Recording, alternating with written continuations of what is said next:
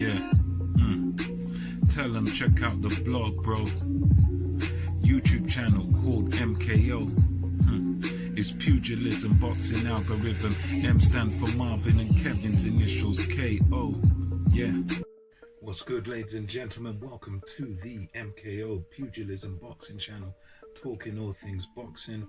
Right about now, make sure you hit the like button, hit the subscribe button, get ready for new content which will be coming to you very shortly. So today's one, I'm just going to speak to you quickly about Dillian the body snatcher Whyte. He recently announced on Twitter, I believe it was about 1 or 2 days ago, that him and his trainer Mark Tibbs, who as he said in the tweet, Mark Tibbs came into his team 4 years ago, and during that 4 years Dillian Whyte has really improved as a fighter. He's stepped his level right up there to world class. He's had great performances under Mark Tibbs, but he said it's now time to move on. He stated the reasons that he is training in Portugal, and Mark Tibbs has his young family to look after and his young family to sort of think about. So Dillian Whyte was just saying, look, it's not going to work out. Mark Tibbs has got his own gym over there in the UK that he has to run. He's got his young family, wife and kids, I guess, to sort out, and I'm over here in Portugal. And you know, that's obviously where, for Dillian Whyte, that's where he wants to stay. He's now happy. He's sort of training in Portugal. He's getting better over there. He's improving over there. And most importantly, I guess for him, he's happy to be there. He's been in Portugal since the lockdown began, all the way until now. And Mark Tibbs has obviously been over in England doing his thing. So they had an amicable split. Whyte stated that, look, he's always going to be grateful to Tibbs, to Mark Tibbs, and of course Jimmy Tibbs, his father, and other a great trainer from over these shores here in England. And so now it's a case of Dillian Whyte, you know, just over a month before his fight is going to be the 22nd of next month, 22nd of August, when his fight versus Povetkin is going to take place. So this is rather soon, really. I mean, many people I'm sure would have thought, well, couldn't they just have had this last fight together, this last training camp together, and just maybe have a split afterwards?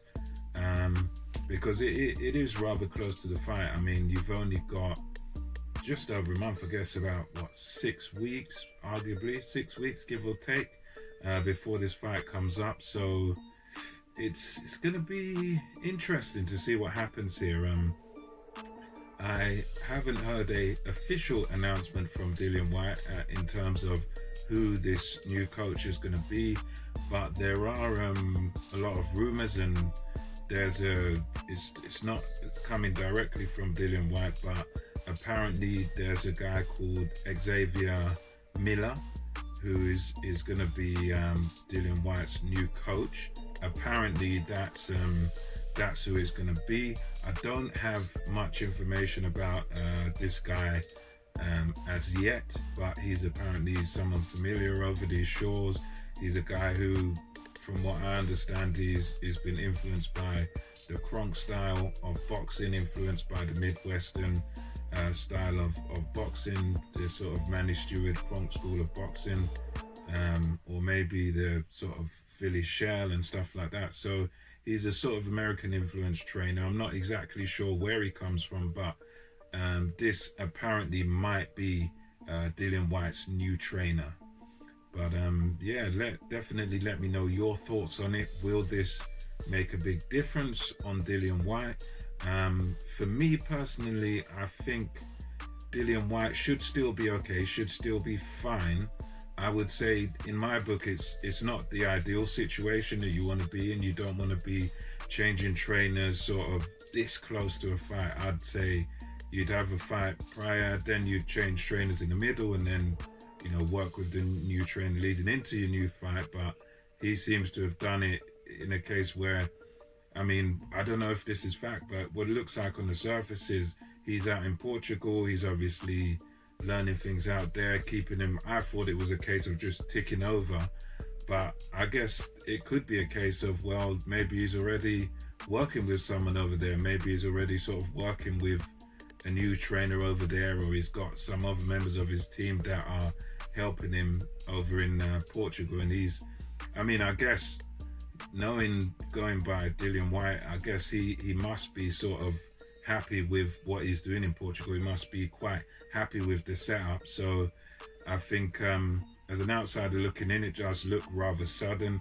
It does look like a bit of a dangerous move.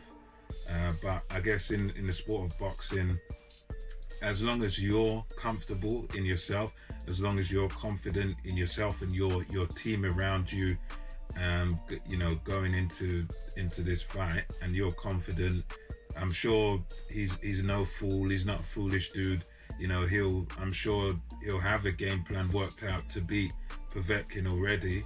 So, I in this case, I think it could be a dangerous move, this close to the fight, but at the end of the day, I think in this case, I kind of trust the boxer here, and I would hope that Dillian Whyte is sensible enough and smart enough to have all his bases covered.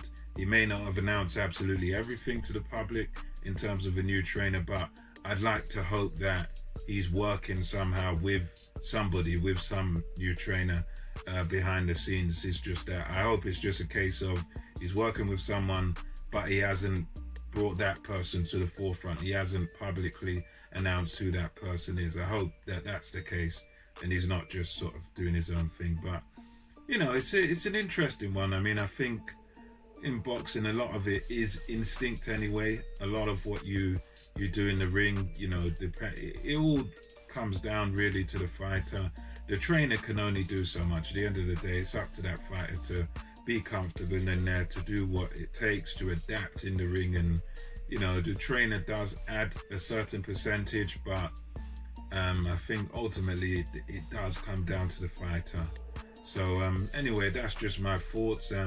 If there are any new developments on this story, I will speak on them, bring them up to the channel. But nonetheless, that's just my new thoughts on the possible new trainer for Dillian Whyte.